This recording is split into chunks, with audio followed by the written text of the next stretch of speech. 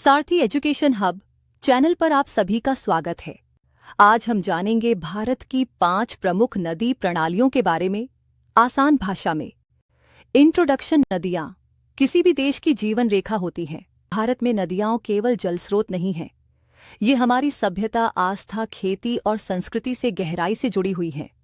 तो अब एक एक करके भारत की 5 प्रमुख नदी प्रणालियों को समझते हैं। 8. गंगा नदी प्रणाली।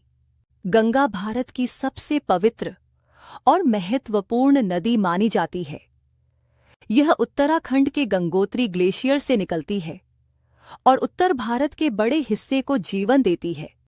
गंगा की बाईं ओर की प्रमुख सहायक नदियां हैं घाघरा, गंडक, कोसी और रामगंगा। दाईं ओर से इसमें मिलती हैं यमुना, सोन और टोंस। ये सभी मिलकर गंगा को एक विशाल नदी प्रणाली बनाते हैं। 2. यमुना नदी प्रणाली। यमुना गंगा की सबसे बड़ी सहायक नदी है। यह यमुनोत्री ग्लेशियर से निकलती है और प्रयागराज में गंगा से मिलती है। इसकी मुख्य सहायक नदियां हैं चंबल, बेतवा, केन और सिंध। ये नदियां मध्य भारत और उत्तर भारत को सींचती हैं। 3. ब्रह्मपुत्र नदी प्रणाली।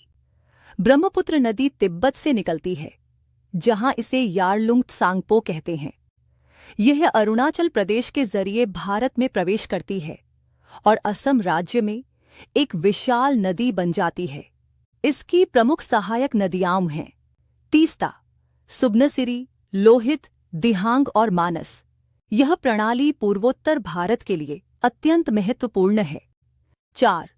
सिंधु नदी प्रणाली। सिंधु एक प्राचीन नदी है जिसका उल्लेख ऋग्वेद में भी मिलता है। यह तिब्बत से निकलकर जम्मू कश्मीर में प्रवेश करती है और आगे पाकिस्तान की मुख्य नदी बन जाती है। इसकी प्रमुख सहायक नदियां हैं झेलम, चिनाब, रावी, ब्यास और सतलज। यह प्रणाली विशेषकर हिमालय और पंजाब क्षेत्र में खेती के लिए जरूरी है। 5. महानदी प्रणाली। महानदी छत्तीसगढ़ से निकलती है और ओडिशा से बहती हुई बंगाल की खाड़ी में गिरती है। इसकी प्रमुख सहायक नदियां हैं शिवनाथ, झोंक, हसदो और तेल।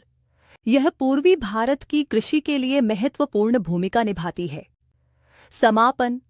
भारत की नदियां सिर्फ जलधाराएं नहीं, ये हमारी संस्कृति, भूगोल और भविष्य का आधार हैं। इनकी समझ और संरक्षण दोनों जरूरी हैं। धन्यवाद। अगर वीडियो पसंद आया हो तो लाइक, शेयर और सब्सक्राइब जरूर करें। फिर मिलेंगे अगली जानकारी के साथ सारथी एजुकेशन हब पर।